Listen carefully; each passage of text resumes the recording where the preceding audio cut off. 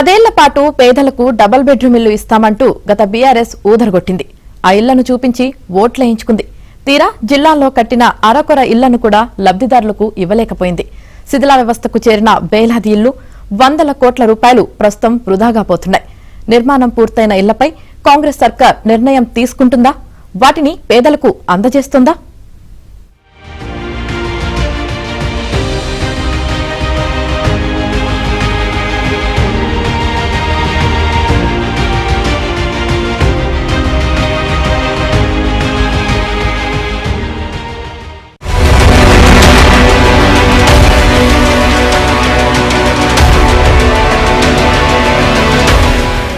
ఇదిగో ఈ double bedroom ఇళ్ల సముదాయం చూడండి.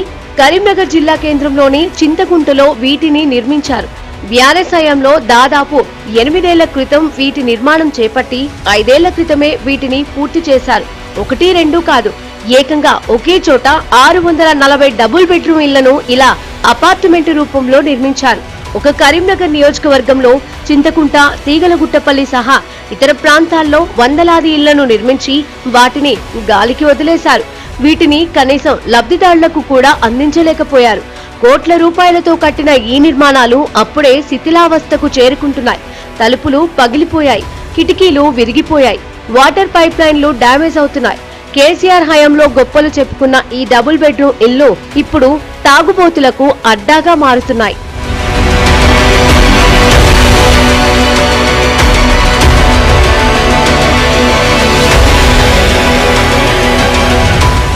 కరీంనగర్ జిల్లాలోని 4 నియోజకవర్గాల్లో దాదాపు 3000కు పైగా ఇళ్ల నిర్మాణానికి మంజూరు ఇచ్చారు.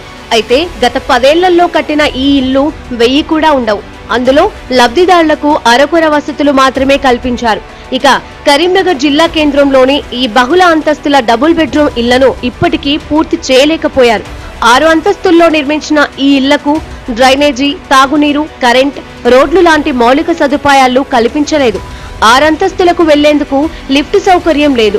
దీంతో కరీంనగర్ జిల్లాలోని ఈ ఇళ్లపై ఇప్పుడు నీలినీడలు కమ్ముకున్నాయి. అసలు వీటిని లబ్ధిదారులకు అందిస్తారా? అసంపూర్తిగా ఉన్న వీటిని పూర్తి చేస్తారా అన్న అనుమానాలు తలెత్తుతున్నాయి. అసలు వీటి పరిస్థితి ఏంటో కూడా ఎవరికీ అర్థం కావడం లేదు. వీటికి నిధులు కేటాయించి పూర్తి చేయాలని బీజేపీ డిమాండ్ చేస్తోంది. ఇప్పుడు కరీంనగర్ నగరంలో దాదాపు 660 డబుల్ బెడ్రూమ్స్ దాదాపు 8-9 సంవత్సరాల క్రితం ప్రారంభించిన తర్వాత రకరకాల స్టేజీల్లో కొంతవరకు పూర్తయింది. కానీ దానిలో సరైన వసతులు అనేవి ఇంతవరకు ఏర్పడలే. మేము మున్సిపల్ పాలకవర్గంలో ఉన్నప్పుడు అప్పుడు ఉన్నటువంటి జిల్లా కలెక్టర్ శశాంక్ గారు, మన నగరపాలక సంస్థ కూడా బాధ్యత ఉంది, దానికి సంబంధించి కొంత మీకు డబ్బులు దానికి కేటాయించాలంటే కూడా మేము దాదాపు 5-6 కోట్ల రూపాయలు దానిలో ఇన్ఫ్రాస్ట్రక్చర్ కోసం కేటాయించినాం. వాటర్ సప్లై పైప్ లైన్ కావచ్చు, ఇతర అవసరాలు కూడా మేము కూడా నగరపాలక సంస్థ కూడా చేరేసినాం. అయినప్పటికీ ఇంకా దానిలో చాలా వసతులు, దాని లిఫ్ట్ లేవు. 9 ఫ్లోర్లు 8 ఫ్లోర్లు కట్టిండ్రు, 7 ఫ్లోర్లు కట్టిండ్రు. 7 ఫ్లోర్లకు వీళ్ళు కావాల్సిన లిఫ్ట్ లేవు. దానికి సంబంధించిన ఎలక్ట్రిసిటీ కాలేదు, డోర్స్ కాలేదు, ఇంకా రకరకాల దానిలో చాలా పనులన్నీ పెండింగ్లో ఉన్నాయి. కాబట్టి అవి లబ్ధాలకు ఇచ్చినా కూడా ఈరోజు ఉండే పరిస్థితి లేదు. దానిలో ఉన్న కిటికీలు ఎత్తుకపోతూ ఉన్నారు, దానిలో లైట్లు ఎత్తుకపోతూ ఉన్నారు, దానిలో వైరింగ్ ఖరాబ్ అవుతూ ఉన్నది. అవన్నీ కూడా వేస్టేజ్ అయిపోతున్నాయి. మళ్ళీ చేయాలంటే మళ్ళీ డబ్బులు, మళ్ళీ ప్రభుత్వం సంబంధించిన డబ్బులు అవుతాయి. కాబట్టి ఏ కార్యక్రమం తీసుకున్నా, డబుల్ బెడ్రూమ్ కానీ ఏ కార్యక్రమం తీసుకున్నా దానికి సంబంధించిన బడ్జెట్ పూర్తి స్థాయిలో కేటాయించినప్పుడే దాని యొక్క ఫలితం అనేది లబ్ధాలు తొందరగా వస్తుంది. బీఆర్ఎస్ హయాంలో నిర్లక్ష్యానికి గురైన డబుల్ బెడ్రూమ్ ఇళ్లపై గతంలో ప్రతిపక్షంలో ఉన్నప్పుడు కాంగ్రెస్ పోరాటం చేసింది. అర్హులకు కాకుండా అనర్హులకు ఇళ్ల కేటాయింపు జరగడంపై ధర్నాలు చేసింది. అయితే ప్రస్తుతం కాంగ్రెస్ అధికారంలోకి వచ్చింది. కాంగ్రెస్ ప్రభుత్వం అసలైన అర్హులకు ఇందిరమ్మ ఇళ్లను నిర్మించి ఇస్తామంటోంది. ప్రతి నియోజకవర్గానికి 3500 ఇళ్లను కేటాయించింది. అయితే వాటితో పాటే ఈ ఇళ్లను కూడా లబ్ధిదారులకు కేటాయిస్తే బాగుంటుందన్న అభిప్రాయం వ్యక్తమవుతోంది. అయితే కొన్ని చోట్ల ఇళ్లు దారుణంగా శిథిలావస్థకు చేరుకున్నాయి. వాటిని కూల్చేసే పరిస్థితి కూడా ఉంది. ఈ ఇళ్లపై ప్రభుత్వం దృష్టికి తీసుకెళ్తామని సుడా చైర్మన్ నరేందర్ రెడ్డి అన్నారు. బీఆర్ఎస్ హయాంలో నిర్లక్ష్యంగా వ్యవహరించారని ఆయన మండిపడ్డారు.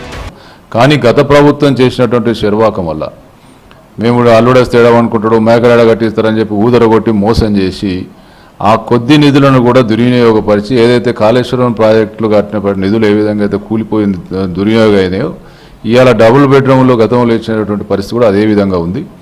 కాబట్టి ఆ ఇచ్చిన కొన్ని కూడా కన్స్ట్రక్షన్ చేసినవి కూడా పూర్తి స్థాయిలో మరి అవినీతికి పాల్పడి నాసిరకమైనటువంటి పనులు చేయడం వల్ల అవి అందుబాటులో రాలేకపోయినాయి. ఖచ్చితంగా వాటి విషయంలో తప్పకుండా మేము ఏం చేయాలని ఆలోచన చేస్తాం. నియోజకవర్గానికి 3,500 ఇళ్ళు ఏదైతే ఇస్తా ఉన్నారో దానికి సంబంధించినట్టు పూర్తి స్థాయిలో ప్రభుత్వం చిత్తశుద్ధితో ఉంది. వీటి గురించి కూడా మరి ఏ విధంగా చేయాలనే విషయాన్ని ప్రభుత్వం దృష్టికి తప్పకుండా తీసుకుపోయి పనికొస్తే కనుక అందుబాటులో తీసుకురావడానికి మా వంతు కృషి చేస్తామని తెలియజేస్తాం.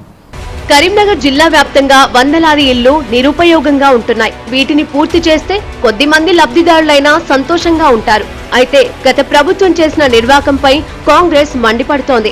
దీంతో ఈ ఇళ్ల పరిస్థితి ఇక అంతే సంగతులు అన్న భావన లబ్ధిదారుల్లో వ్యక్తమవుతోంది. అందుకే ఇటీవలే కాంగ్రెస్ సర్కార్ చేసిన సర్వేలో కరీంనగర్ నుంచే ఏకంగా 40,000 మంది లబ్ధిదారులు తమకు ఇల్లు కావాలని దరఖాస్తు చేసుకున్నారు. మరి ఈ ఇళ్లపై సర్కార్ నిర్ణయం తీసుకుంటుందా? ఇందిరమ్మ ఇళ్లను నిర్మించి లబ్ధిదారులకు అందజేస్తుందా చూడాలి.